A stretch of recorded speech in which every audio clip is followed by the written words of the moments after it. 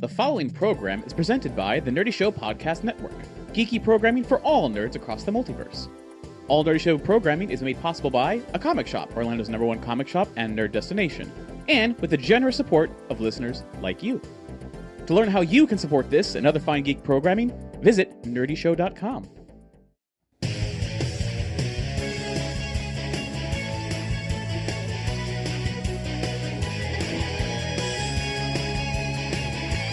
Air guitar.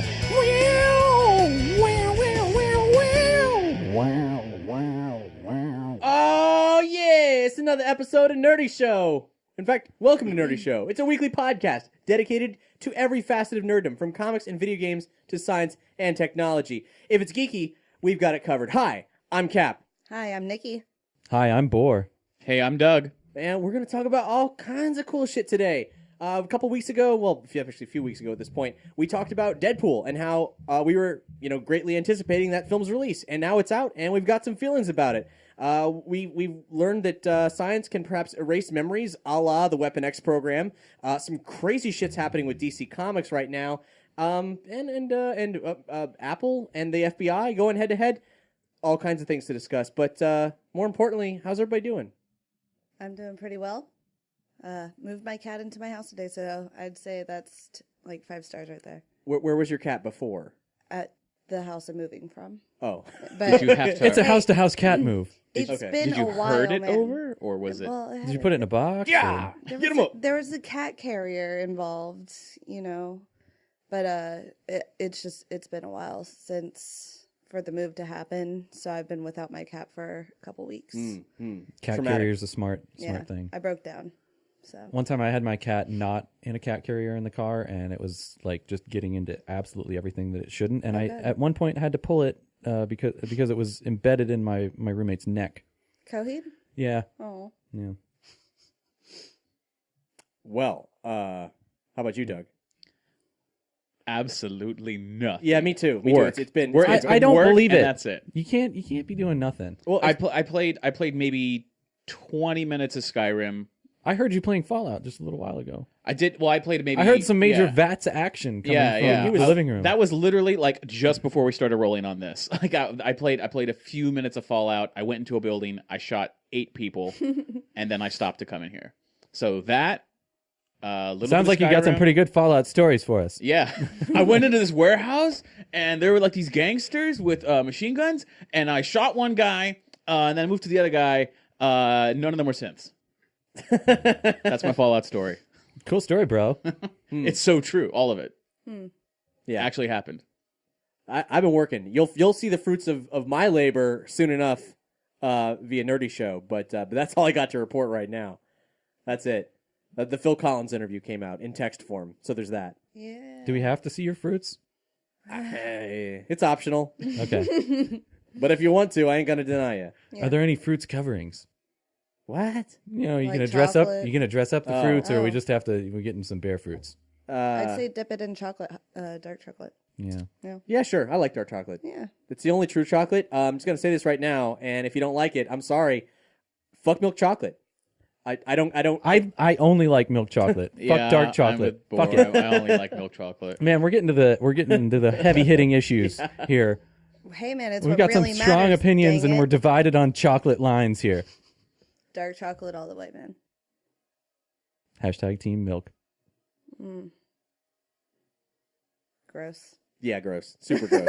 No. Don't make me throw up Disgusting. on Oh, live. no. What's worse than milk chocolate? Any American chocolate. White chocolate. Because it's not even chocolate. That's not really chocolate. Yeah, it's not. What's unfair to call that chocolate? Exactly. Yeah, I Why thought you is were the going to word say chocolate Hershey's in or the Nestle name? or something, and I was going to be like, yeah. That's candy. I That's not used to chocolate. think I like white chocolate, but now it's just like I feel like I'm eating a stick of butter. I can't get dried behind it. cream. No, the only thing worse than regular. Yuck. See, I like milk chocolate, so it's unfair for me to say the only thing worse than milk chocolate. But can we just all agree that the shit tiered chocolate is like the Easter Bunny hollow? Wait, the shit tiered? Yeah, the shit tier. There's different Oh. tiers. As Yeah. in, it's cheap, but you still don't want to put it Yeah, in the your mouth. hollow Easter Bunny thing of chocolate It's is always the disgusting. worst. It doesn't even taste like real Yeah. anything. You think so? Like at the Easter Bunny factory, like someone like like farts directly in the rabbit before they seal it up? I wasn't insinuating that, but I wouldn't be surprised if They it's might. true. Who knows?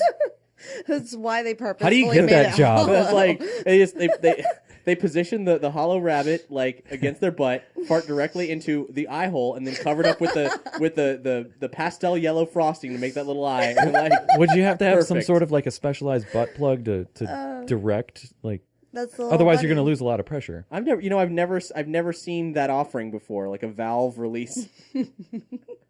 This is We've gone off the rails already. This has been like both extremely mundane conversation going into extremely abstract conversation. Let's get it back on topic. How about you, Bor? What you been up to? Oh, what have I been up?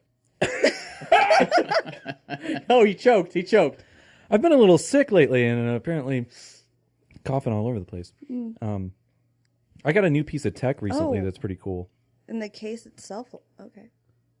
Yeah, I guess I can show them Yeah, in the case. that thing looks cool. While Bor's showing us the thing, and choking and coughing, we I'm okay, I swear. we should point out that with our definitely- last like weekly update news and update sort of recording, we did some video work. We published this out on you may have caught it on nerdyshow.com or on our YouTube, and that was a test. That was a simple test, but this time we've got the entire episode in video format online.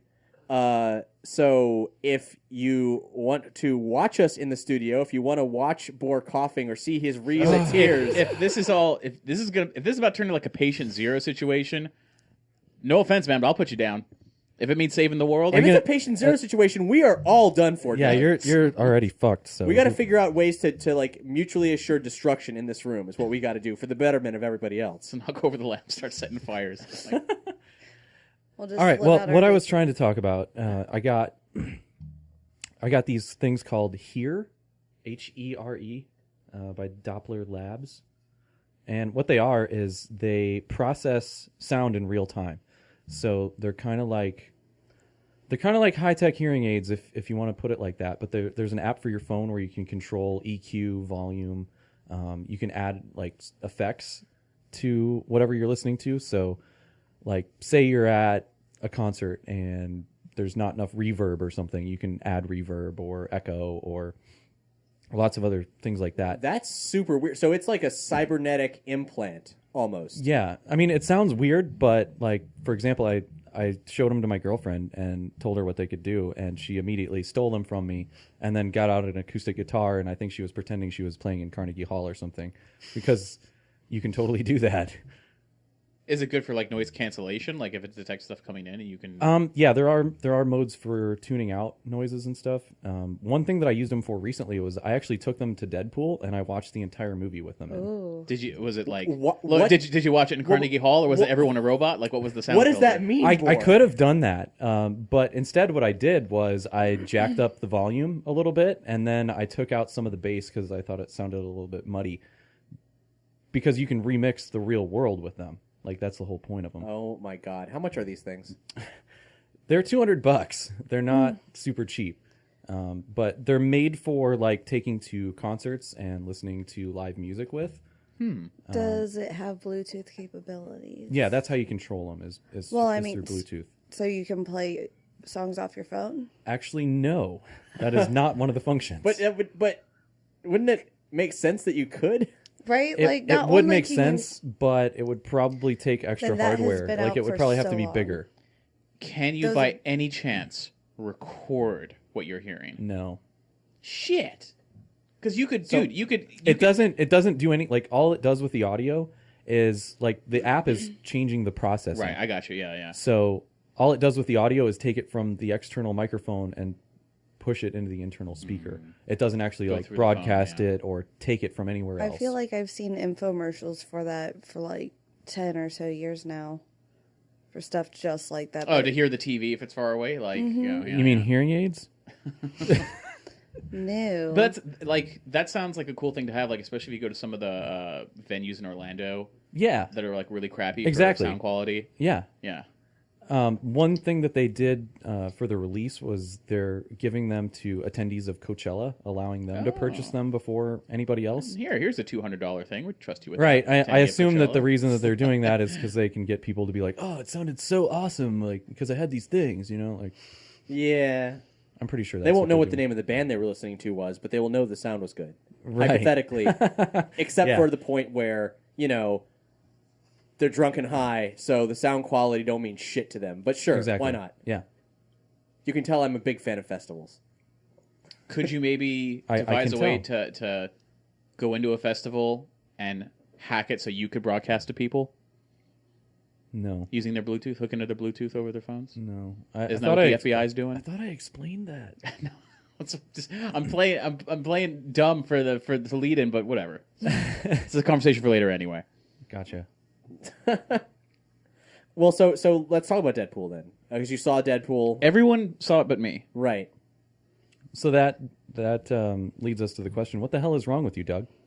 I don't have any money. Damn it! I've seen it twice. Why aren't we paying Doug? And we need to get Doug. That's a great question. Well, that is our next Patreon tier is buying Doug full time. Where admittedly he still won't have enough money to see the movies because we're making sure that he won't work at his job, which is not paying him much. Yeah, it's basically just it barely affords my food and maybe a little bit of rent just to satiate. If you want to make sure whoever Doug carries never me has over. anything to report ever again, but is working nonstop on Nerdy Show, then that's a good option. Anyway, back to Deadpool. Yeah. So how was it? It was great. Yeah. All of our concerns were not concerns. Man, I'll say this. We're not going to spoil anything here. This is spoiler free if you haven't seen it yet. But there's never been a film like this made ever. It is not one of the greatest adaptations ever done because it's not an adaptation of a specific story, but is one of the greatest adaptations of a character to ever make it into film. The amount of commentary on the comic book industry, the filmmaking industry, breaking the fourth wall, having a good time, subverting expectations, incredible. Mm-hmm. Yeah, the fourth wall was broken A couple times. pretty much immediately, and then a lot after that. Yeah, there were fourth walls broken inside of fourth walls. Yeah. Yeah, at one point math was done about that. But I mean, yeah, if you haven't seen it, run out and see it. Even the thing we were most skeptical about, the sequences of Deadpool as like a normal guy with like a girlfriend were really, really well done. In fact, the romance was actually better handled than probably 90% of any time that ever happens on the screen. I agree. In most cases, anyway. I'm gonna have to sneak into a movie theater and see it. Yeah, that's going to be tricky because usually you have to buy a ticket to get in there. So good luck. I left my wallet inside. I need to go. Oh, well, I can find that for you, sir. Which theater were you in? The Deadpool one. You know, can you just show me where? It's okay. I'll find it. It's the one that says "bad motherfucker" on it. There you go. Well, Have one of your friends go in and leave it there for you. I don't want to actually leave my wallet in there. It would just It'd be be an empty wallet. It would They'd be be like, a dummy "Sir, this can't be your wallet. wallet. It's empty." Yeah, but it's mine. But why would you want it? It's empty. It's self-defeating. I mean, how about you guys? Other Deadpool reactions? One of my favorite things from the movie, and this is a little bit of a spoiler, I guess, is that he had an Adventure Time watch. Mm-hmm. Yeah, Deadpool did, or Deadpool, Yeah. Deadpool Spoiler did. alert. Yeah. Like, suited up. just like a quick Rocking it. shot, or Yeah. like Yep. Just like, boom, Finn and Jake. Like. that. Well, he does carry two swords. and- Did anybody else feel like him, once he is Deadpool, after everything has happened to him, his face reminds me of Ted Danson? Yeah, Wow. a little bit of dancing chin there. Yeah. I found a picture of him with the, pizza face going on, and then I found a picture of Ted So Danson. what do where you they were have against making Ted this- Danson? Oh, Well, let's be frank, and we could see this in the trailers. Deadpool's meat face was not nearly as fucked up as it should have been, especially not for all the reactions that everybody was having in the film. Oh, oh, can't look at that. Yeah, that's Yeah, true. it I reminded was me like, of he Freddy. doesn't really look that bad. Why Yeah. is everybody freaking out over If it? I had to guess, despite all the amazing things that they had to do to subvert the film industry to get this movie made, at the end of the day, SAG was still like, look, you are not crediting Ryan Reynolds if he's not within a certain percentage of recognizability. For example, Gary Oldman played that weird dude with like the prosthetic face in Hannibal. Mm-hmm. SAG would not let him be credited because even though he was a major character in the film, because he could not be seen as himself, as Gary Oldman at any point in time. So you didn't see him credited until the credits rolled. What about Andy Serkis as everybody? That was, I believe, like basically glorified voice work under there. I'm not any kind of expert in SAG. Why shouldn't it be glorified voice work under Hannibal? You know, like where do you draw the logic? I don't know, man. I mean, like these rules may have changed. You know, I'm not interested in really like bad mouthing SAG or whatever. But all the guilds have really weird restrictive policies. Anyhow, that's just my theory on why Ryan Reynolds did not look as extreme as properly fucked up as Deadpool. It's probably a good theory, though. Probably. Probably. If you know, let us know. Something else that's been going on is by the time you've heard this, the final episode of the X-Files season 10 miniseries will have aired. So it's only 6 episodes. We've seen 5 episodes so far. What's everybody's reactions? So far, I've liked it for the most part. I enjoyed. There was one episode specifically that was just very random, didn't really have much to do with the storyline, and it was very campy, I'm going to say. I enjoyed that episode. It was very weird. There was fourth wall break in it at one point where I was kind of like, is this really happening? But it was just a random episode, which I really enjoyed. And then it looks like they're possibly trying to hint to bringing in people very similar to Agent Mueller and Scully, but who are younger.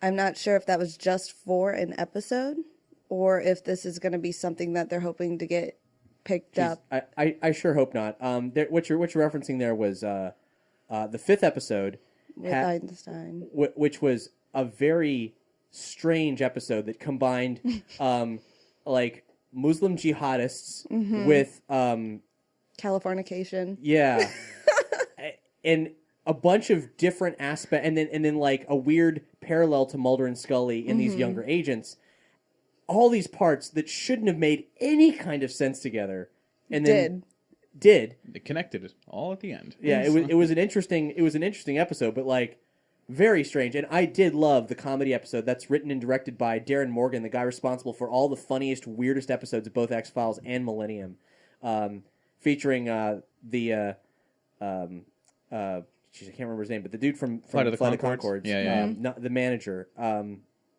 He's brilliant. Yeah, it was fantastic. Reese Darby? Yeah, Reese Darby, Yeah. who is a fun. That entire episode is full of weird, obscure references. Fun fact: he's wearing this bizarre outfit of this blue check suit with like a pork pie hat. I think I'm not much of a haberdasher, so I don't really know what kind of hat that was. But that's the outfit that Kolchak the Night Stalker wore in the 1970s television series Kolchak the Night Stalker. The first season's on Netflix right now. It inspired the X-Files, and he was wearing the trademark outfit of that character. A really fantastic series. I highly recommend checking it out. When I was watching that episode, I actually got more of a Psycho feel from it. Just With the hotel and everything. Yeah, with it being the hotel, and also animal, the animals. The animal heads looking through the animal eyes Yeah, and stuff. like there was a lot of things that kind of were similar. And then there was another episode that reminded me of like a Michael Myers-esque kind of creature. I don't know, but I've really been enjoying it. But I don't know. I can see some people were saying like that they were a little confused and like every episode's so weird, but I'm like, to me that perfectly encapsulates what X-Files was. Every single episode, Like- Scully wears more eyeliner.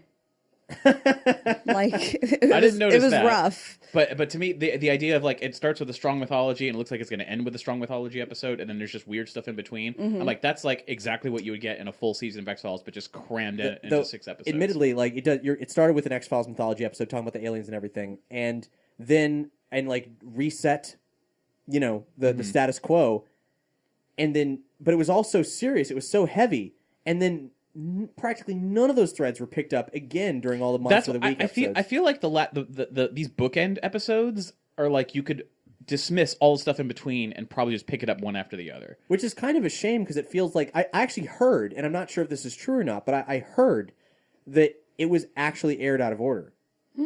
I don't know if that's true. It might have been just a rumor gone wrong. But that might explain the. Did they post like shift in what tone. they think should have been the order? I was talking to somebody, so like this is why it's really suspect. But I was Tell them to make a list. Dang it. But I think we're going to see more X-Files. And actually, an interesting thing has happened because of this. In the past, we've interviewed Joe Harris twice about his incredible work in the X-Files comics. We actually had an older episode where we had Chris Carter, the creator of X-Files, and Joe Harris and the X-Files editor all getting together talking about the original X-Files season 10, which was a comic book series. They've now ended that season and gone on to season 11 in the comic books. But Chris Carter was always really standoffish about whether or not... Originally, they were saying, this comic is 100% canon. And then he kind of reneged. He's like, well, it is, but it's also in its own universe. So now something very strange has happened, which is that the season 10 had like 25 issues or so. Season 11 is maybe like 10 or so issues in total, and they're going to end it. They're ending it. And then Joe Harris is picking up a new X-Files at a new number 1 that is actually a canonical X-Files comic. After this miniseries or whatever? Like, season 10 and 11 of the X-Files comic, which were supposed to be canonical, due to the existence of the television series, are now a tangential universe. That's kind of a bummer. It is a bummer. It's great stuff. It's really great stuff that actually tied up a lot of loose ends and was done with Chris Carter. So we're going to see this stuff. We're going to see this stuff repeat in Especially television. since you see people in the comic that are not in the miniseries except for like a moment, but you're like, was that them or was it not? And you're like, what the fuck? But so that's disappointing. Yeah, it's very confusing. Actually, hopefully we will be able to have a good chat with Joe Harris on the show again. I haven't actually made the attempt to do that yet, but I want to because I'm like tell me the story. This is insane. I don't know if he can actually talk much about it diplomatically, Right. but it's very, very, very, very weird. Have to meet him in a dark alley somewhere in a trench coat with flashlights. Yeah, I'll tape some X. Tape an X out the window right over here. He'll call you. Nick, you mentioned something with Scooby-Doo. There was a weird thing that happened a couple weeks ago, which is DC announced a reboot of Hanna-Barbera properties in comic book form. Yeah. It's very strange, very strange. And this is before they announced the actual nature of their own, not a full-blown reboot, but the thing they're calling DC Rebirth, which affects the actual DC comics. But the Hanna-Barbera thing, in brief, it's really bizarre. How's Scooby-Doo going to be funny without the laugh track telling me when to laugh? Okay, well, so far it looks like Daphne's holding some futuristic like laser gun. We already had Shaggy as a hippie, but now he's a hipster. He's got a little curly mustache and all that. Yeah, and he's got the flannel on. I mean, I don't know. It looks like it's going to be goofy enough. It's in its defense. It is called Scooby Apocalypse. Yeah. So it's not even called like Scooby-Doo, Where Are You? Or anything like that. What really throws me off is Velma. She's looking like younger, but then of course she's either a kid or a midget. One of the two, and she's holding a gaming a controller. Like I have no clue what a gaming controller like for the Xbox or PlayStation. And in this image we're talking about, which is the cover of the first issue of this book, it looks like they're inside of a colon. Like they're in a meaty like a grammatical, not a or cave, anatomical, not anatomical, not a cave, but a meaty crevice. Okay. Yeah, I saw that picture, but I thought it was just like fan art. But it makes me want to know what I didn't think it was a real thing. on. Yeah, you told me like the Scooby-Doo gang's in a colon somewhere. I'm like, that's on DeviantArt. That's not like. And he would have gotten away with it too. Well, and I mean, if Velma is a kid, then that's a really weird decision because it's undermining the fandom that Velma has, which is largely a sexual fandom. So it's kind of a shame because she doesn't really. Yeah. Wait, what? There's a sexual Velma fandom. Because she's like the nerdy I guess there is girl. for everything, but it's more than normal. Well, yeah, she's if you ask the internet, Velma's the most desirable. All right, I'm I believe asking the she's internet right surpassed now. Daphne at this point. Yeah. In terms of the Who female is Scooby-Doo the crew. most- Yeah. It was a thing. But Scooby is not the only thing there is. Wacky Racers, and this is the craziest thing. This is probably going to be the best thing they did. Wacky Racers is called Wacky Race Land, and it's created by Mad Max Fury Road designer Mark Sexton. What? He's redesigning Wacky Races into Mad Max. Okay. Oh, and they're redoing Flintstones, which I'm curious about because, I mean, what are they going to do with the Flintstones in a comic book series? It is a dream team working on this. It's Amanda Connor, who is an incredible writer and artist. She's the one responsible for all the most recent Harley Quinn stuff that I didn't care about the character outside of Batman the Animated Series, and she made me in a big way. And it's written by Mark Russell, the guy who wrote Prez, the 17th nerdy thing of 2015 in our top 20 nerdy things list. Prez is a fantastic comic. It's very satirical. It's very funny. And those two working on the Flintstones together, I don't get it, but I'm going to give it a shot. Yeah. I'm curious. And the weirdest one, easily, is Future Quest, which is... Johnny Quest. Well, it's not just Johnny Quest. It's a huge... Yeah, good. Johnny Quest could have supported his own comic book. I mean, Yeah. like, easily. But instead, and I'm not going to knock it, but it's every Hanna-Barbera adventure character in one book. Yeah.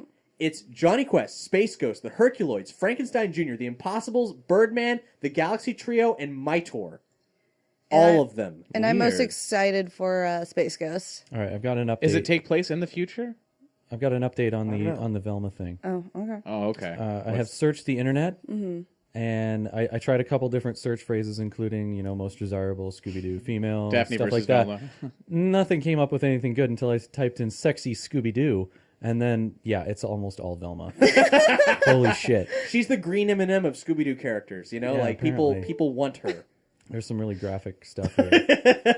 I'm gonna right click and save as a couple of these. And was there not one of the series, the newer series, had Velma as a lesbian, right? Yeah, Mystery Incorporated, which is the greatest thing to happen to Scooby-Doo ever. And that was the Cartoon Network show? Yeah. Yeah. Which is, if you have a chance to check it out, it's really great. It's a finite show. It has a beginning and an end, and is the only thing of integrity, in my opinion, and I know not everybody agrees with this, but in my opinion, the only thing of integrity to ever happen to the property Scooby-Doo.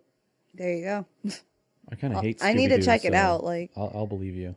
So yeah, so you may like Mystery Incorporated. I'll have to correct you on that because there was once a Sorry. Scooby-Doo crossover with 1960s Batman. I've seen it. I have that That on DVD. has integrity. Hey, did you see that did not care time when for they it. got the Globetrotters with them? Yeah. Doug, All I- 90 times? I had that particular crossover on VHS. So did I.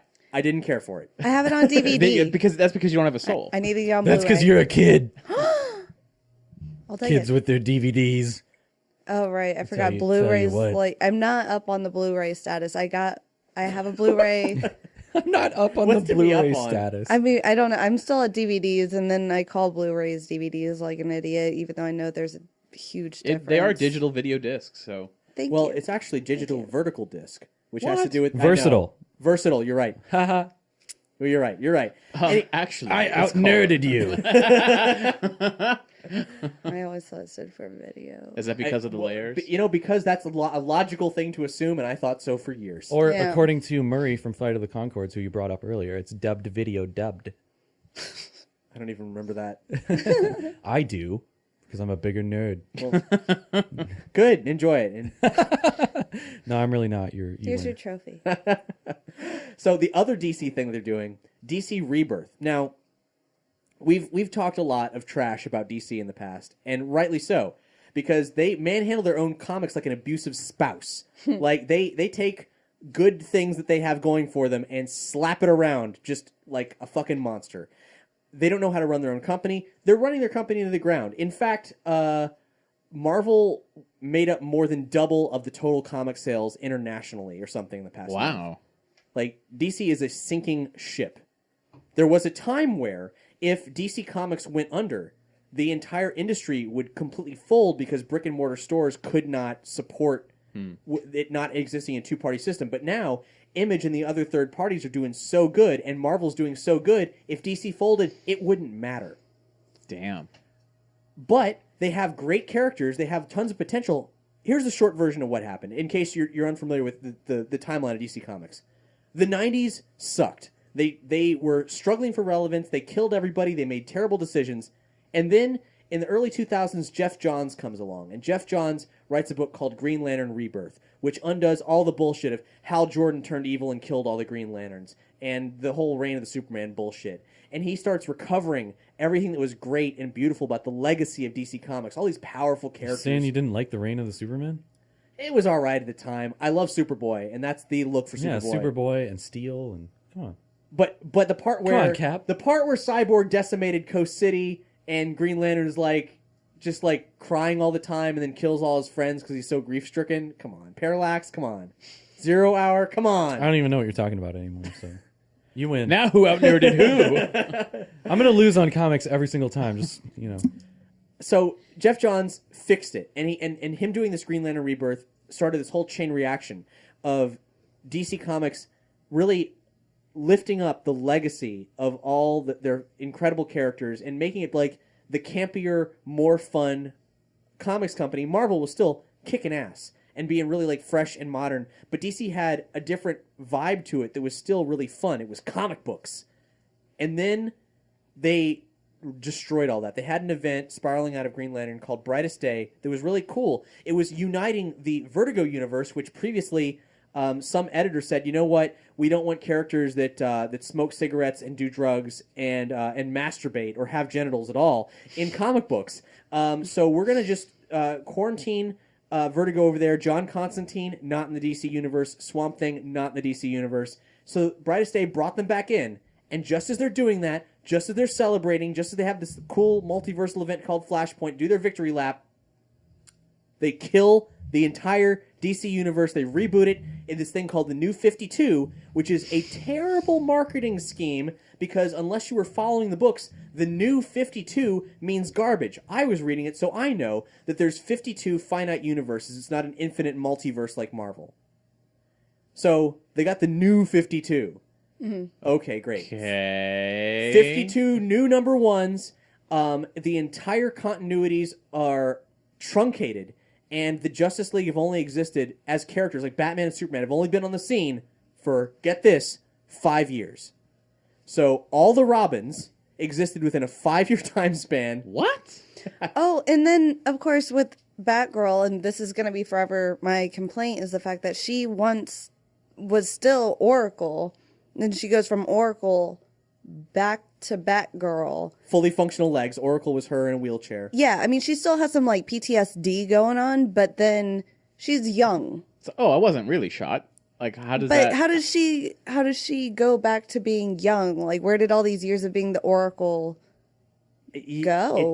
It doesn't make sense. So this whole thing was very abruptly happened. In fact, I recall, and I think I'm right about this, Gail Simone, who was writing Birds of Prey, solicited the next issue of Birds of Prey, which never came out. Mm-hmm. So she didn't even know.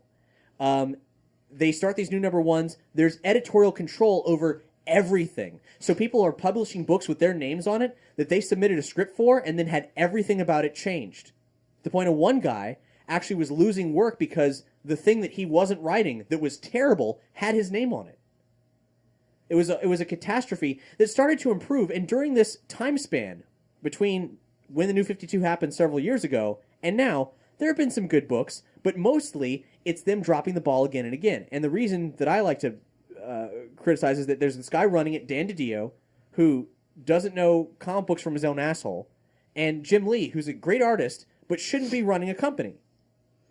Meanwhile, Jeff Johns, who made DC something to contend with again, gets filtered off to Warner Brothers to handle all the licensing for everything DC, beginning with the Green Lantern film. And even though he has great integrity, clearly his efforts have been wasted on all that because no one must be listening to him. Most of it's crap, except for the television show, which is more of Arrow and Flash and all that, which are more like the DC comics that we had before the New 52 than anything else. So that's a nightmare.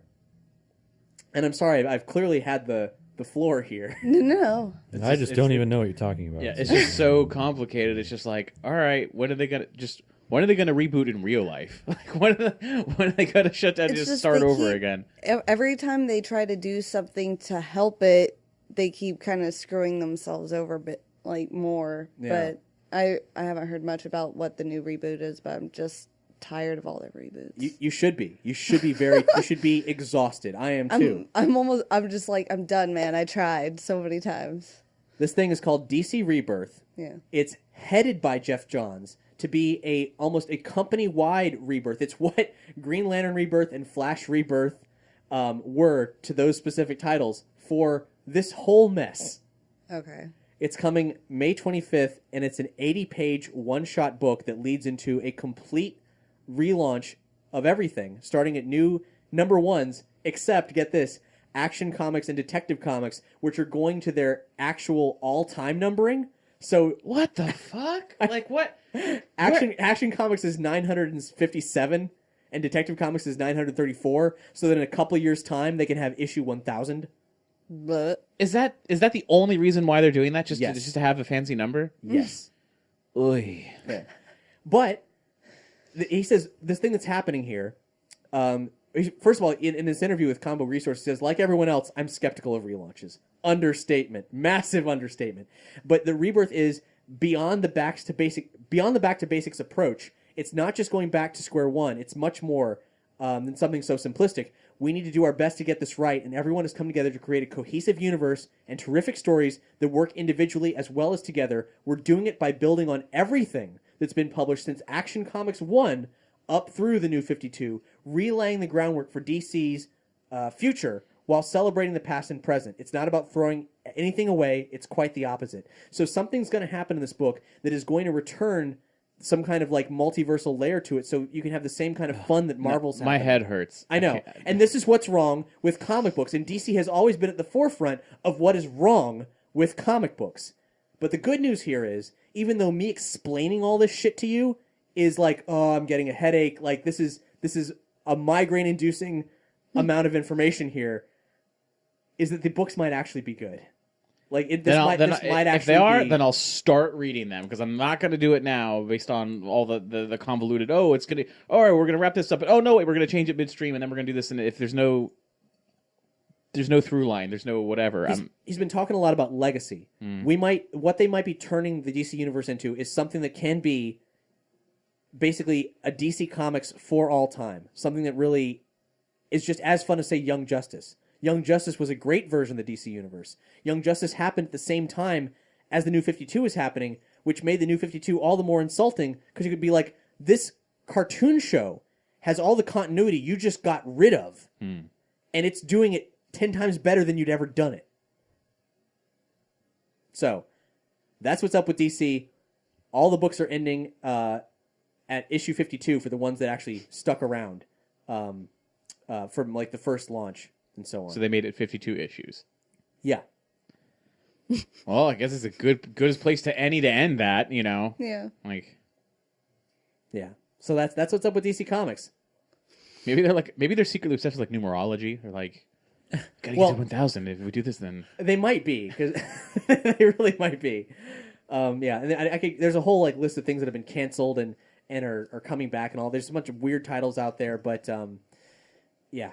I don't know. It's gonna be a change, and hopefully it'll be a good one. And I will let you know if it is, because I wouldn't blame you for never ever trusting them ever again, based on all the stupid shit they've done in the past 5 years. Why would you read a DC Comics when you can't invest yourself in it? Yeah. The only thing that counts is a good standalone story, which is why they've had some really good runs. Like Azzarello and Chiang's run on Wonder Woman is like the best the character's ever been, which coincidentally happened within the New 52, probably by accident. because no one was watching it, because they weren't expecting anything from it, perhaps. Probably. So yeah, that's that shit. Well, meanwhile, Marvel's been kicking some ass. No shit. Yeah, obviously, that's an understatement. Obviously, we're talking about like Deadpool, but they released the trailer for Daredevil season 2, which I'm excited about, because every time like there'd be a news thing on like Facebook or wherever, it'd be like, oh, new thing for Daredevil season 2. It's like, oh, sweet, I click it, and it would be like the logo would flash, and you'd hear audio from like season 1. I'd be like, what the hell is this? Like, this isn't a teaser, this isn't a trailer, but here's the first legit trailer for season 2. There's a lot in there. Yeah. It's a hell of a trailer. We'll link to it on this episode's page, of course, with everything else.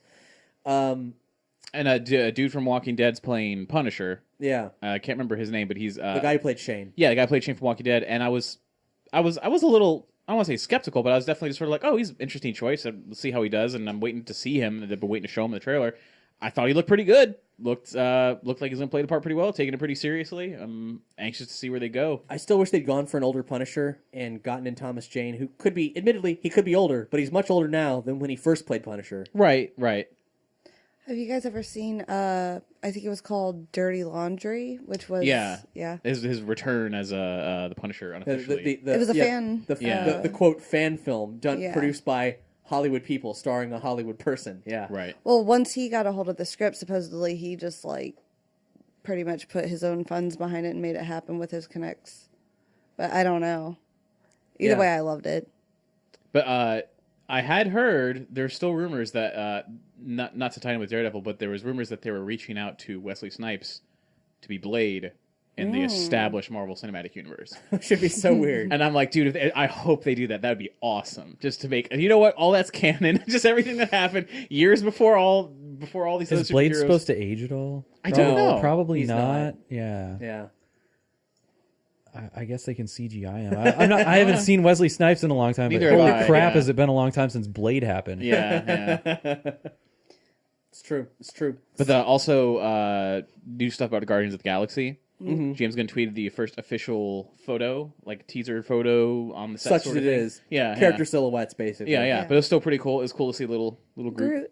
like hanging out. Yeah. Groot. He's going to be tiny? It's still Yeah. tiny Groot. Yeah. Well, he's bigger than when you saw him at the end credits. Well, right. Yeah. He, like, I mean, I saw the legit looks picture. like a pop Yeah. doll. Yeah. I was expecting him to actually grow He has between grown. movies. He's grown like 3 inches. Yeah, before he was still in a Yeah, pot. but during the first movie, he can double his size in a couple instances. Yeah, he and seems a little bit more magical. Maybe as far as his growth maybe abilities it was go. compressed mass, and he just extend what he already has. or maybe it's just a cute picture, because I can't imagine them keeping Mini Groot the whole time. Yeah. And I mean, in the comics, if he gets splintered down, he's back in action, it's full 6'10" Groot, pretty quickly. So I don't know, but I'm psyched. But James Gunn said that in the film they're going to explore who Peter Quill's father might be. That's good. And they need to do that for sure. Shortly after that, they announced that Kurt Russell is officially in the film. Mm-hmm. So people were like, "Oh, Kurt Russell's going to be his dad," and this and all this. So people started speculating on who Kurt Russell could be. And obviously, he's a magical being that fathered. Yeah, being made of Star-Lord. magical I light or searched something. everywhere. I couldn't find anything on what Kurt Russell could be doing. People speculated. There's a speculation that went around that got addressed is someone retweeted when James Gunn said, "Oh, official, Kurt Russell's in the film." This person retweeted it and was like, "Oh, Kurt Russell's gonna be playing Jason." I'm like, "Who the hell's Jason?" I don't know. So I look it up, and Jason was in the comics was Peter Quill's dad, and he's just human-ish. He's the humanoid. King of, he's the king of Spartax. Yeah, and there's really nothing mysterious or interesting about him. Yeah, he's an asshole. Actually, he then loses the throne, becomes a villain. They said that in the first movie. Yeah, they did. That's the thing. And then, but that's what made me wonder, because there's a lot of parallels. But once he goes bad, he then hires bounty hunters to hunt down his son. Yeah, this has all happened really recently. Actually. Yeah, so I'm like, oh, there's parallels to what's really going on there. But then James Gunn retweeted to that, and not only said that that's not going to happen, but he mentioned another Marvel character jokingly that people were wondering, is this person going to be in the film, or be in the Marvel Cinematic Universe? But he's probably not. He's just making a joke. He says, there is no Jason in the MCU. Unless, in the future, that's the name Moon Knight's stoner neighbor gives himself. Well, and Moon Knight... Moon Knight's going to be in the Marvel episode! Like, no, we don't know that. He's just making a joke. People got to relax. Moon Knight has been on the short list of other street-level characters to find their way to Netflix. Oh, yeah? Yeah. Well, that could be cool. Yeah. It could be very cool. Moon Knight is a weird as hell character. So, but wouldn't he be a little bit too much like Daredevil, like the Batman esque? No, because Moon Knight actually has powers. So does Daredevil. Well, I mean, I'm talking about Moon Knight's powers is one. He's a schizophrenic guy who gets kind of enchanted by an Egyptian deity. Right. There's much more there. Well, that just happens. How could they be cool with that, but then be like, Iron Fist? What do we do with Iron Fist? I think because Iron Fist is too expensive. I think that's what they're afraid of is how costly doing Iron Fist is going to be. They better do it, because if they just give us Punisher instead of Iron Fist, I'm going to be furious. I want that Iron Fist show so bad. Especially after you drop all them hints, like it'd be a letdown. But hoping they go through with it. Yeah. Anyway, we should talk about our patrons, new folks who giving us love. We got one new patron since last time. Okay. Jason Rakino. Welcome, Jason. Pretty rad, my friend. However, well, first of all, I want to remind everybody that if you are patrons of us at $10 or more, once a month, we'll say whatever you want. Last time, Boar gave a negative shout-out, and we also had a PSA about some good environmental tactics. So whatever you want, just remember to email us, info@nerdyshow.com, send us a message on Patreon, whatever you want to do. But as we mentioned in our prior couple episodes, we have an initiative going on, something we'd like to ask all of you, which is we want you to rate and review us on iTunes. Something we've mentioned in the past as a thing that's good to do, but the reality is that it actually can create new listeners to Nerdy Show. The more ratings we get, the more reviews we have on iTunes, the more your favorite shows will be discoverable, and the more opportunities there is for Nerdy Show to grow. Because the more people that are listening, the more people that are sharing it, the bigger we can grow, the more patrons, you can see the math here. Up until now, it's been accidental people stumbling upon it and word of mouth. Yes. Word of mouth, still very strong. Mm-hmm. Tell a friend, tell your family, tell whoever needs to know about Nerdy Show. Whether it's the videos that we're making now or podcasts, if they're savvy enough to do the podcast game. But this rating and reviewing thing would be huge. It's super easy to rate. All you got to do is go on and click a 5-star rating. And we actually have a new way to make this more streamlined. We have a page called nerdyshow.com/spreadtheword. And if you go there, you'll find links to all of our individual iTunes feeds for every single show on the network, as well as the Nerdy FM app, where you can rate and review all that stuff. If you go on there, if everybody who's listening to this goes on there and adds ratings, just star ratings, man, this shit would skyrocket. We'd be top of the world. It would be amazing. The reviews also help because we don't know how iTunes algorithms work exactly, but they're all it's all beneficial. Think about it. You go to look at a new podcast, or you're shopping around for something on iTunes or your Google Play Store or something. Are you going to go to the one with 3 stars, or are you going to go to the one with like 50 stars? Mm-hmm. Well, and not just the reviews, or not just the ratings, but it's like this. Oh, they're all 5-star ratings, but there's no reviews. Right? Yeah. You want some substance. What am I getting into? we need some more substance. We know there's a lot of you out there, and just give us a couple of seconds of your time. Yeah. Por favor. So we actually want to give some love here to the fine folks who have left us reviews, because sweet love. We've put the feelers out. We didn't have the nerdyshow.com/spread-the-word how-to thing, but we said, hey, can you do this? And some fine folks did. And I'm going to read the first one. We got, actually, each of us has a different one we have a different one. Handed out here. I've got a one right over here. Mm-hmm. This review is called "The Best a Nerd Can Get" by J.J. Mason. There's no better way to say it. This podcast right here is the best on the internet. Damn. If you like anything even a little geeky at all, the Nerdy Show has something for you. It's funny and positive and just weird enough that you feel like maybe you shouldn't be listening to it, but are totally going to anyway because you know what? You're a little weird too, and these are your people. Damn, that was very well said. I'm definitely his kind of people. JJ rocked it. Thank you, JJ. Thank you so much.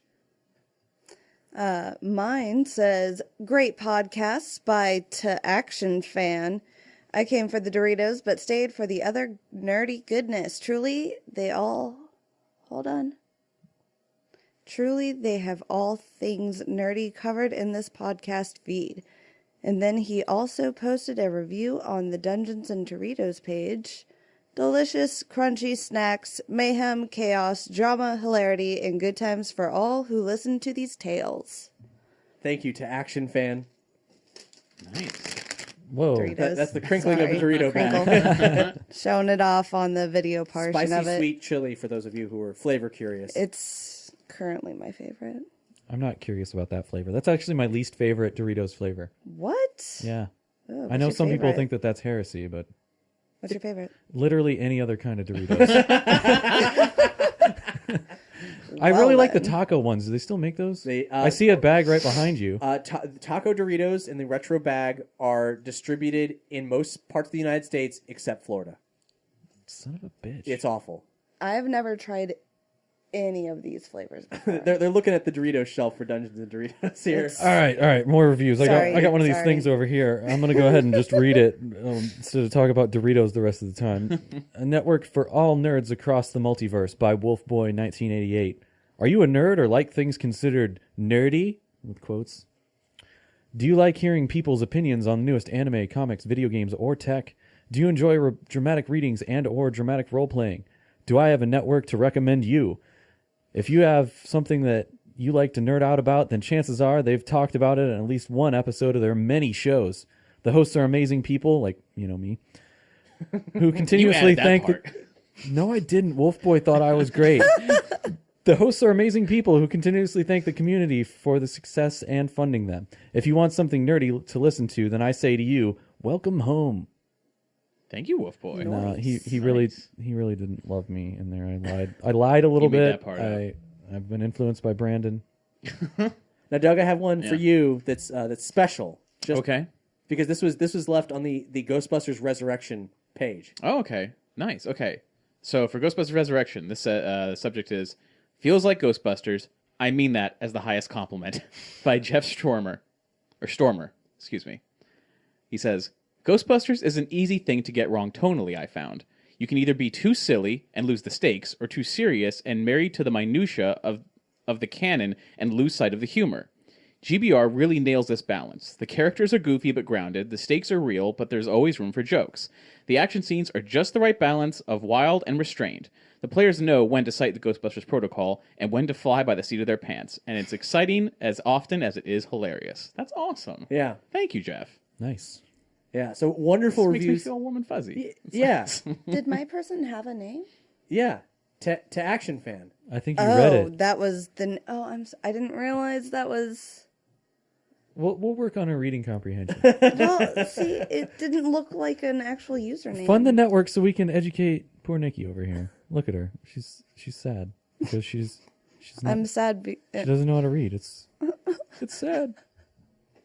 We'll cue up Arms of the Angels and play it. Where's Sarah McLachlan when you need her? So, nerdyshow.com/spread the word. That's the page that's got all the resources you need on ways to help us out.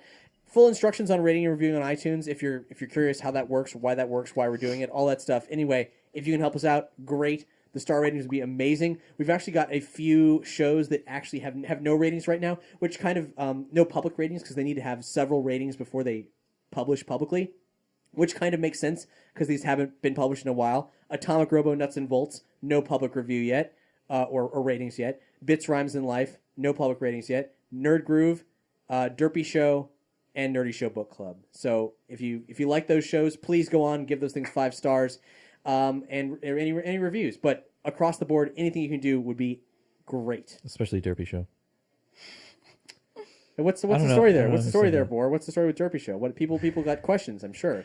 Yeah, I have actually been asked recently about like what's going on with Derpy Show, and it takes a lot of time to make it, and I've been spending a lot of time over here, and all my co-hosts on Derpy Show are really, really busy all the time. It's always been like wrangling cats with that show, and it's been even more difficult. Now it's lately, like wrangling eels.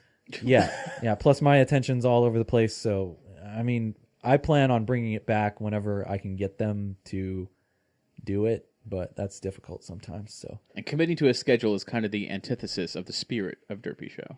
exactly. So if you want it back, the best thing to do is to go like it on Facebook and just yell at us. Complain until it happens. Seriously, like if Are there some Twitter feeds they should antagonize? if perhaps? Chan Sterling or Robo Joe or the girls see any action, like people going, "Oh, bring back Derpy Show," they will totally do it. So if you can get them excited, fans, we'll do it. So Cool. yeah. Cool. Now on to something very serious. Oh God. I'm gonna tune out. You've probably seen the message that Apple sent, the kind of open letter about the FBI asking them to build a back door into their operating system for the purpose of a terrorist investigation. Apple was like, look, fuck terrorism. I'm paraphrasing here. Fuck terrorism. We fucking hate terrorism. We want to help. But here's the thing. They have asked us to compromise the security of our software in such a way so that there is no doubt in our minds that it would fall into the wrong hands and make everybody on the planet using our products 100% vulnerable to all kinds of attacks. And yeah, here's the thing about backdoors is when you create a backdoor and you give the key to one person, like say a government agency, you created a door that somebody can pick the lock to. So even though one they don't need to person pick the has lock. the key, You gave him a key. Like, well, it's like- no. That agency, you in theory want to have that key because you gave it to them. But you also created a door. And that's what Apple has been talking about, is that we don't want to create that door that can allow exploitation. That's the important part. And I mean, the people with the key also. We don't necessarily want them to get into absolutely everything. Right. And that's a huge problem too. So it's sort of a double-edged fuck you to consumers to make that door. And it's a weird situation because lots of people are seeing this and being like, oh, big corporation won't help the fight on terrorism. What the hell? They actually did a lot, didn't they? Like didn't they try to break into that person's the specific phone in question? Like, didn't they try to help in other cases as well? Like, don't they have a history of helping? Apple has helped in many other cases, but in this specific case, something different happened. This is what if you've seen in this case, I believe Apple is 100% right, and that the FBI is really trying to set a precedent to create they want to create a security state, but they're actually like doing something that's just going to fuck up everybody's Christmas. It sounded like they were going to have to create a whole new like exploitable operating system. Yeah. Basically. And the thing here is that there's an article which I'll publish a link to that very helpfully explains all this about the nature of creating what's called a forensic tool. Now, the back door to the thing the FBI has asked Apple to do is create what they're designating a forensic tool, but this forensic tool is actually, a hole in their operating system. The FBI has chosen to classify the thing that they are asking Apple for as a forensic tool, which by them choosing to classify them asking for it as that thing has allowed the courts to be like, yeah, we should probably, that seems like a reasonable request. Before, they've said, hey, Apple, can you help us out with this? And they'll be like, yeah, sure, that's fine. We'll help you get in there. But this is different. They're like, can you give us a tool so we'll never have to ask you ever again? But if Apple does that, then that door is wide open for everybody forever. Mm-hmm.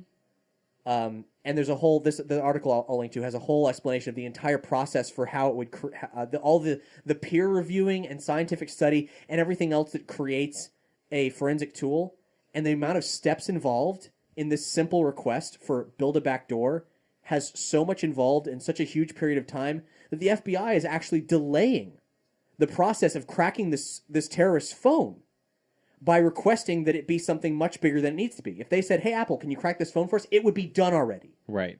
Instead, they John didn't say, McAfee offered to hack it for them too. they said, don't crack this phone. They said, crack all phones. yes. Yeah. And that's crazy. And and there's a ton of misinformation out there. In fact, I saw an article by Carl Hyacin, one of my favorite comedic fiction authors. We reviewed his books on Nerdy Show Book Club before. He published an article that's the most fucking ignorant thing I've ever heard from him. And sometimes he can be a grumpy old man. In this case, motherfucker was talking some just fucking bullshit. Like, it was insane. He was saying all of a sudden this big corporate company won't concede to fight a terrorist. Like, this is what's happening with corporations rebelling against our government. Blah, blah, blah. Yeah, I'm wary of a corporate-controlled America, but I'm also wary of, a security state-controlled America. Right. Every time I hear that type of stance, they can go ahead and spy on me. I ain't got nothing to hide.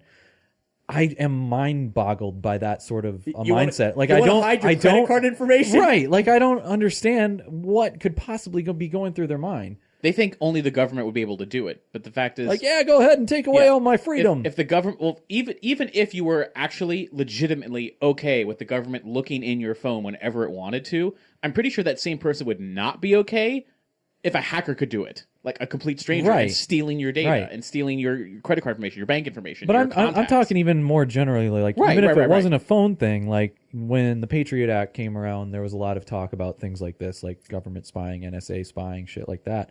And the people with these mindsets, like, oh, why don't you want to be spied on? Like, I don't get it. Like, why? What is wrong with you? Yeah. Well, and these are the same people that don't want government health care. Right.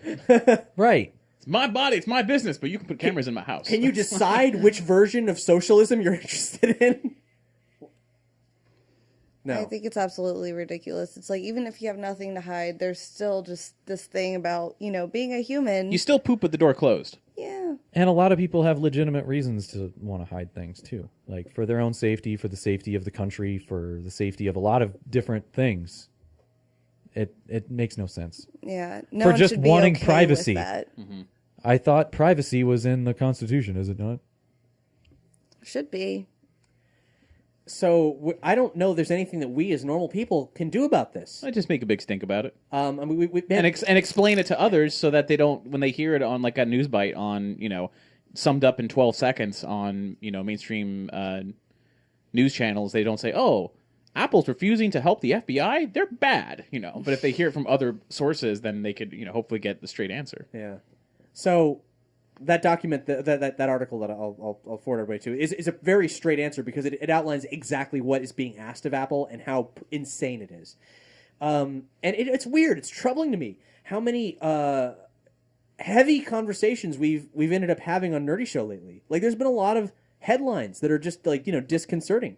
Trans-Pacific Partnership, all this other stuff. Like we're. Well, it concerns us as internet people. Yeah, we are internet. I mean, we're real people. Don't get me wrong, but we're also on the internet. We also come from the internet. Like, I'm strictly internet people. I'm not real. A lot of stuff is happening right now. It just makes it a very troubling time to live in. That we're teetering on the edge of many kinds of the future and augmented reality and all other glorious things, but then also the scary future. Some people Right, don't like wanna, the Donald Trump future. Which brings me back to what are people thinking? Come on. I drive around and then I see the Trump signs in people's front yards. I am so scared. I haven't seen a lot of Trump signs. Or I have seen a lot, and then I've had Obviously, family you haven't members been who to are like, I'm thinking about the voting for Carolinas Trump, and I'm lately. like, No, I haven't. I don't know. Yeah. Anyway, this isn't a political show. There's plenty of those out there. But you're a nerd. You're smart. You're educated. You're listening to this show. You can make your own opinion. Yeah, make your own opinion. don't vote for Trump. But Go out and read about why. Have your own opinions, but don't vote for Trump. Yeah. So let's move on to a technology that very certainly could be used for government programs, as it has been. It's scary. In Weapon X. Yeah. Yay. Yeah. There's been some recent breakthroughs in science being able to get rid of memories, like erase or alter your memory. Basically, when memories are formed, right? Like we all have memories. We know what that is, right? Mm-hmm. When you have a memory, when you have a moment. Remember, we're talking about memories. We're talking about memories now. Are we? Yeah. One time I remembered a thing. It was awful. But here's the Never thing. doing it again. When your brain experiences something, it forms a memory. Mm-hmm. People used to think that, storing a memory would be like, oh, there's a part of your brain that all the memories go into, and you recall it, and that's how you recall memories. Turns out that's not entirely accurate. What it's more like is every time you have an experience, a new connection gets made in your brain. So it just you keep having, like, your brain physically changes each time you have a new memory. Right. That's why sometimes you start to lose memories if you don't recall it enough, because it'll start to fade and make way for sort of new memories. But the crazy thing is that each time you try to remember a memory, you are sort of retracing those physical connections in your brain, and that memory changes ever so slightly. So it's like forging a path through the woods when you make a new memory, but then every time you want to revisit that memory, it's like you're walking down the same path. It's not the exact same each time because you're changing it just by remembering it. And every time you remember it, it's a little less accurate. and a little less accurate and a little less accurate. And the more you think about it until eventually it's not really at all what it used to be, which is why eyewitness reports for crimes is kind of unreliable. But anyway, the point being, there is a drug. This company experiments with this new drug. I'm going to pull the name, and I'm going to butcher the name because it's a crazy thing. Basically, so the chemical in your brain is called. Oh, I'm going to butcher this. I can't wait. Norepinephrine. Norepinephrine. That's like. Are you talking about norepinephrine? Norepinephrine? No. There's no norepinephrine. Norepinephrine. Say it 12 more times. No. Norepinephrine. It might that. Let's call it memory juice. It's not memory juice. It's the part of your brain that like focuses. I've probably only heard I've heard it on TV shows, and they're probably like on CSI or something. Yeah, they probably say it wrong. Well, that's the part. That's the chemical in your brain that sort of mostly responds to fight or flight mode, like when something traumatic happens. Let's call it fear sauce. Fear sauce. Okay, so the fear sauce in your brain triggers, fight or flight. You're freaking out. Right, straight on up to the brain squirrel. Right. So last year, researchers in the Netherlands, they figured out a way to get rid of arachnophobia for certain people that were suffering from arachnophobia. Wow. They gave them a drug that would block that from happening. So now that I've sort of explained how when you have a memory and you retread those steps, it just makes it weirder and weirder. So what they would do is they took a sampling of people who were confirmed like arachnophobic. And they would say, okay, we're going to give you a pill that's going to help with the fear. We're going to put a tarantula in a glass jar on the table next to you, and we're going to just measure. You tell us how afraid you are and everything else. So they would have a control group who took a placebo, who would so they take a placebo and they would sit next to it and they would freak out because they had a traumatic experience in their past. Other people, they would sit them down with the tarantula in the jar and they would take the pill. After about after a little while, they would stop being scared of the tarantula in the jar. After 3 months, they would take the tarantula out and hold it in their hand, and they could just handle the tarantula. These are people who were like straight up arachnophobia, like freak out. Did they want to? Did they? It didn't scare develop them. Affection. They for the no, they would. tarantula? It didn't make them fall in love with the tarantula. It just made them, hey, can you open the jar? Okay, you can open the jar. Can you pick up the tarantula and be like, yeah, actually, I'm not. They would just not be scared of it anymore. They would still have that memory they would still remember being scared, but it just would not. They would just not be scared of it anymore. Fear is so complicated. There's so much that goes into the ideas that create the fear. Here's another interesting thing. They had another sample group of people who were arachnophobic, took the actual drug, but they wouldn't sit them next to a tarantula. They would just have them talk about the memory. They would sit there. But then after a couple months, they would bring in the tarantula. They would be just as scared all over again, even though they took the drug. For people who took the drug while being in the room with the tarantula, they just got over it and they could handle it and everything. So you have to actually really be like experiencing the fear. Not experiencing it, you just have to like really retread it in your brain and like really not experience it, but you have to associate the memory with the fear. So and what this drug does is disassociate the emotion from the memory. Gotcha. So if you wanted to go all like spotless mind, instead of having pictures of your girlfriend, you'd have to actually have her in the room. Well, you wouldn't forget her. You would just forget. The emotion would be gone. I'm just trying to plan out this drug. Right. But the even more interesting thing is that up to 1 year after the experiment, those people still could handle like a tarantula. Like they were still they were fine. Well, and it's like the traumatic experience was. So I'm gonna have to handle the ex-girlfriend. You wouldn't have to actually handle, but you would get over it is the point. And people were like, "Oh, so interesting." So that's what cats are for. To help you get over it. Well, they did. I could take the drug and not be afraid of cats anymore. They did a similar experiment in mice where they would shock the mice really after a certain tone would play. So like boop, and they would wait, and then it would shock the mice. And after a while, the mice would just be like, they would hear the tone boop, like Pavlov's dog. They'd be scared waiting for the tone to arrive. Did the same thing, and after a while, they would forget. The tone would bleep. They wouldn't shock it, but it wouldn't be scared anymore. It'd just be like, oh, okay, nothing's happened. All right, we're moving on. It just disassociates that. And to do it even further, they even did it with 2 different tones. So it's like boop, boop, and then it would shock them, and it would get scared of both tones. When they would give the drug, when it was only playing one tone, but not when it was playing the other tone, it would be not afraid of the original tone, but still scared of the other. So it even was specific. It wasn't just like numbing you from like all fear. It was for whatever specific. Do you know how long it took? Like how many sessions it took with the spider before there was any sort of a? It was months. I think there was at least 3 months before they could pick it up and handle it.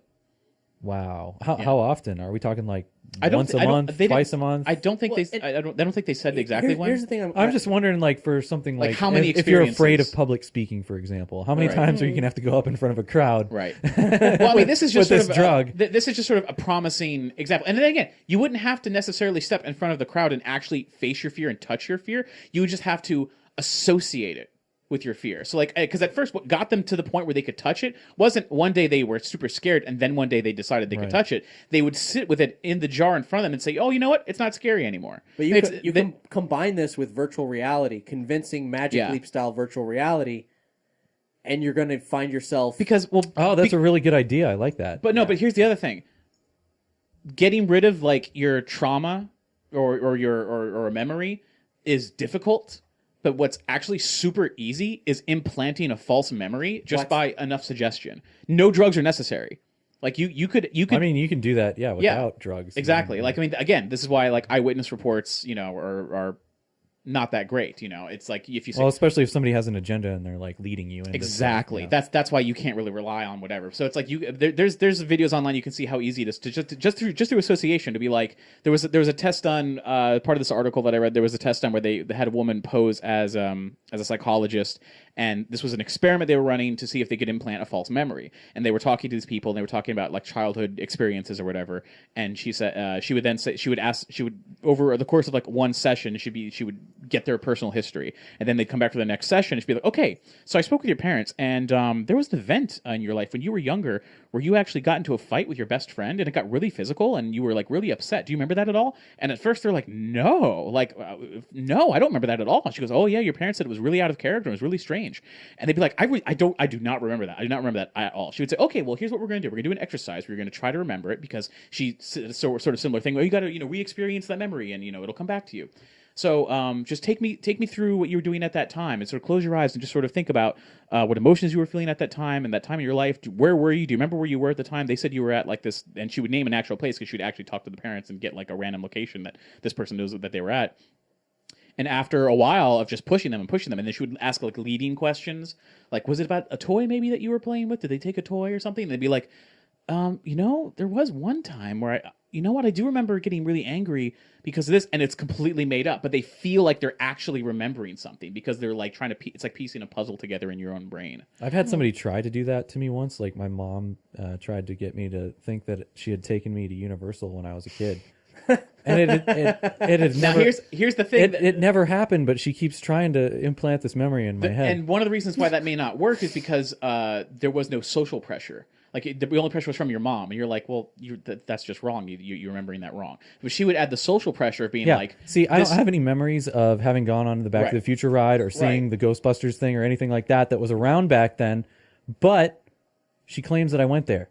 Right. I was like, how could I have gone there and not gone on Back to the Future? There's no way at any point in my life would I have ever been able to resist that. But part of this test was she would say, oh, well, other people do this session and they try to remember it, and 9 out of 10 times they will remember it. So there's a good chance you'll remember it. So now they have this added pressure of like, I don't want to look like a weirdo and be an outlier and not remember something if it actually happened to me. My parents wouldn't lie. Why would they lie? If they said it happened, it happened. I have to think of it. And then you invent it. You make it happen. And you actually believe it because it feels just like a real memory. And that's just a really simple watered down thing. But now if you combine these two sciences, is it not impossible to remove a memory and replace it or modify a memory entirely? Where it's like, now they've said that publicly, at least, they have not actually deleted a memory in a human being yet. Only reason is because ethically they're not sure where they stand on it, but they believe that it is entirely possible to with actually drugs delete a memory. or with drugs and other I don't want to say therapy, but the psychological approach. So they're like, oh yeah, it seems very possible to actually delete the memory where you won't even remember it, and we can replace it with something else. So I think the ethics of that are awful. Like I can't. They would say they only really want to focus on this kind of therapy that exists now for traumatic experiences like soldiers with PTSD. Or people who got out of a really abusive relationship and they can't move on, or victims of violent assaults. So it sounds like they've almost learned the chemical that we as humans already have to Right. suppress memories. Exactly. It's not even to suppress the memory. No. Right now, the science is being used to sort of Suppress soothe the emotion, the of emotional the traumatic connection, yeah. emotion that you But you associate. think they're trying to get to that point where they could totally They think they can. wipe and replace? They think they can. They're not doing it because ethically, it's like that doesn't oh, feel right. ethics. Right. They so may have already basically, done they're it. doing it. They're Right. just not going to tell us about it. They may have because done it, but we don't Probably, yeah. It's remember. the government. Yeah. What? But Yeah. but dang government, them lizard men. Freedom. but that brings up the question of like, is there any acceptable scenario where you would delete a memory entirely and then replace it with something else? Like, is it? I mean, for a person, I who's bet there's a suffering- lot. Like, I don't have any good examples that I would do that to, but I bet there's a lot of people out there that probably Right. would, especially like Have you- PTSD. Right. That's the thing. What I have no right to tell someone with PTSD that they can't remove this memory that is Right. causing them horrible pain. But if you do that, you are literally rewiring your physical brain. There could be all kinds of side effects. Yeah. Well, that's one of the things I was worried and- about. and Is like let's say the that's spider possible. thing. What memories are nearby that you might be potentially screwing up? You know, I don't you know, never- but let's say that it worked flawlessly, and you actually could do it, like Eternal Sunshine style. You could say, you know what, I had a bad experience. If you've never seen violent Eternal encounter. Sunshine of the Spotless Mind, Highly recommend it. you yeah. really should. Yeah. It'll enhance this conversation. Right. But let's say you could delete like let's say you went Yeah. to war and you're suffering horribly, and you can delete that entire memory and replace it. Even if you say, "Oh, I know I went to war, but I know that I." I mean, it sounds deleted like my that could memory." save lives. It could, but on the same time, you are not the same person after that. What if they But are used you it- better for that, or are you? Maybe. You know, that's the thing.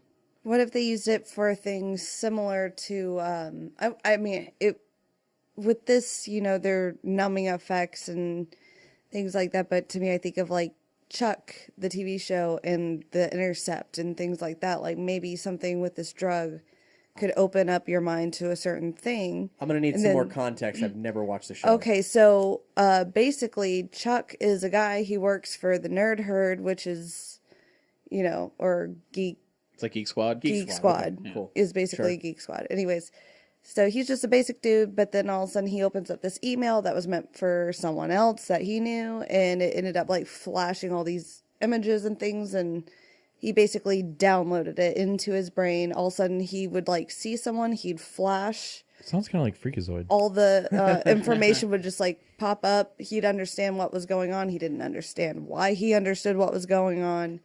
And he ended up having to work with like the secret agents and stuff like that. So he kind of it's kind of like a Call of Duty Black Ops sleeper COD cell blocks. number station kind of like here's beaming info into your head So, via yeah. subliminal messages. And kinda. I mean, people brainwash other people by doing things like this, but it's like, what if this pill could open up those parts of the brain where then all of a sudden you do something, you can be downloading information straight to your brain, rewiring it. You guys ever see that movie, The Matrix? The pill in question really is just to subdue the emotional attachment to the Right. memory. So it's like if I have a traumatic memory of something, and every time I think about it, it makes me feel like bad, and I get like a panic attack. Right. Well, they say, hey, what if we could have you keep that memory, so you still the memory is you're still you still Right. remember it happening, but you will no longer get that panic attack when Yeah, you I think about it. wonder if you could just take it when you're having a panic attack, like you're clearly anxiety. That's the channeling idea it. that you could eventually do that, and I think in that aspect is like keeping the memory but relieving the stress that comes with it. That sounds great. Yeah, that would be amazing. Yeah, but and that's what they're on track. That's what their goal is. But taking it to the mad science step of like, what if we could, if you did that Right. in the moment of like imagine people getting hooked on like, oh, I don't like this, like someone who has like social anxiety or some kind of insecurity, Right. they could get hooked on this, and the end result would be they'd be a completely numb shell of a person. Sociopath. At Yeah. that point. Well, I mean, you'd have to be literally And that's the traumatic story about of my life, everything. kids. But you have to have a traumatic experience of everything, because they've proven that it will only do the targeted thing. It won't Right. be like everything all at once, unless you literally have a And- well, paralyzing and which fear of goes to everything. a question that I had from way back, which is, so are they not afraid of spiders anymore, or are they not afraid of tarantulas? They It said spiders. They were no longer arachophobic. I mean, like the that's idea it. didn't. tarantulas are Because when you see the tarantula, you associate that fear, like that triggered the memory. right. like that's of the, the fear. ultimate spider, except for like Tarantula is like the kind of like goofy puppy dog of the Yeah, spider I was gonna would say put puppy a daddy too. long legs in front of me or a brown recluse, Or and I'll freak out. the bird eater. Was that one? You know, That's a form. It's a bigger like, tarantula. You take like right? the arachnid form of the ones with the long spindly, like anything like a Black Widow type. Yeah. Like that's a different kind of primal human fear than what the tarantula. Like, you're is. getting besides the point. The point Yeah. isn't the kind of spider that it was. The point was that looking at the Where actual is it the spider. point? Damn it, Doug! We're here to get pedantic on It this. triggered the memory, and the memory is what it was fixing, not the fear of this one particular spider that you were looking at the moment. Like, because you see the spider, you think, oh man, one time I was really scared by a spider, and now that gets rid of that. So I think it's an interesting direction to go into. But like, if you go to the doomsday scenario of this, it's like, what's to stop like evil corporation like black bagging one of our politicians in the middle of the night, dragging them out, putting the machine on their head, making them forget that they want And to every help the time he working thinks man. about freedom, Yeah. And then they implant false memories, and now they work for the bad guys. I don't know. They should probably take them lizard men and do something to them. I tell you, Lizard men are the ones doing it. you know, the lizard men, they live in caves. They don't have access to, say, technology, but they do have access to subterfuge. I thought the lizard men That's worked because in of the space. Wasn't that the subterranean idea? technology. Well, yeah, they are. I mean, it's a whole thing, Doug. I mean, like you got. There's two guys. But you Are we talking about the lizard men from the X-Files episode? Or are we talking about like there's multiple lizard I men? mean, the of different world kinds. is full of different kind of lizard Yeah. men's, and there's probably a couple in this room right now. Oh, I ain't God. saying who. Amy. Anyhow, I thought we were all going to come out. My bad. on that sobering note, thank you for listening to Nerdy Show. I want to remind all you fine folks that if you like the show, of course, rate and review us on iTunes. Go to nerdyshow.com/spread the word for more info. But if you have the opportunity, well, okay, let me back up. But if you shop on Amazon, at no extra cost to you, anything you buy, if you follow our links, you can in turn help fund the network. Go to nerdyshow.com/Amazon for more details. And pro tip, if you bookmark the URL to get to Amazon our way, you can always get to Amazon via the Nerdy Show link. So try that out, and maybe change the bookmarks on other people's computers, as more evidenced as a successful tactic. Yeah, there may be a video where I just talk about that. Yeah. At nerdyshow.com/spread the word, maybe. I'm not sure. Yeah. But But don't forget to like and subscribe these videos. yeah, like and subscribe. Go to on the YouTube. Do Go- that, please. If you're just listening to the audio. And if you're watching the video, you're already there. Yeah. Yeah. Yeah, just click down over here. Down that way. Or if you have Doug. Yeah, way? you got This it way? right there. Right there. Yeah. if There you you go. have even $1 to spare, consider subscribing to us on Patreon. You get early releases of shows, bonus content as well. Just let us know. And we'll like you more. Yeah. I mean, just ever so slightly because we know your name. I won't. I mean, we like all of our We'll know listeners. you exist. Yeah, we don't know exactly. who you are until you show yourself. We've got all kinds of perks at different tiers. But, Present yourself to us. But $1, yes, do it. But $1 a month. If everybody did that, it would change the entire Nerdy Show world. So consider it. It's beneficial to all parties involved. And that's the end of the spiel. I and suppose. if you can't give that $1, spread the word. Yeah, spread the word. It's free and it's quick. Damn it. Kind of. Very quick. very quick. Very quick. Super speedy. Anyway, thank you so much for listening. Bye, I'm Cap. Bye, I'm Nikki. I'm Boar. Bye, I'm Doug. Thanks for listening to Nerdy Show. If you like what you heard, please rate and review us on iTunes, like and follow us on SoundCloud, or give us your feedback at nerdyshow.com/survey. As listener-supported entertainment, we rely on you. Woo! You! To keep this and other shows on the Nerdy Show Network alive by telling a friend or funding the network via Patreon. Any size contribution gets you exclusive outtakes, episodes, and images from across the network, and there's even more perks available. Just head to patreon.com/nerdyshow.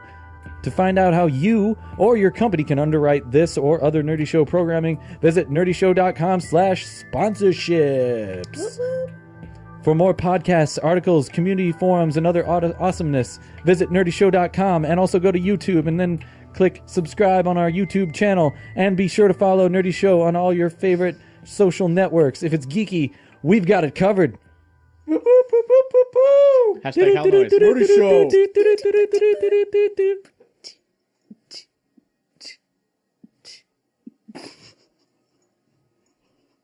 Come on, you were laying down the beat. I was going with it. I'll do the bass. Okay. Boots and cats and boots and cats and boots and cats and boots and cats and boots and cats and boots and... Hey, thanks for watching the video. If you got this far, you should totally do some stuff right now. Yeah, hit this like button right here. It's super easy. Or subscribe. It's somewhere down here, I think. That's what I'm told. Yeah. If not, find it. And be sure to go to nerdyshow.com for more. Yeah, what do you have to lose? All right, bye. Bye.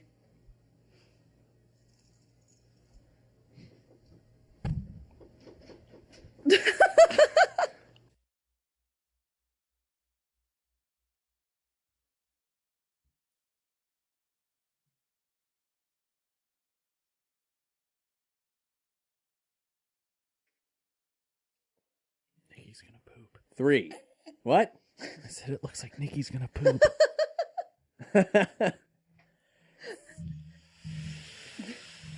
Are we still recording? Yeah, I'm still recording. Of course. Yeah. So this is all Do going on something the funny. YouTube?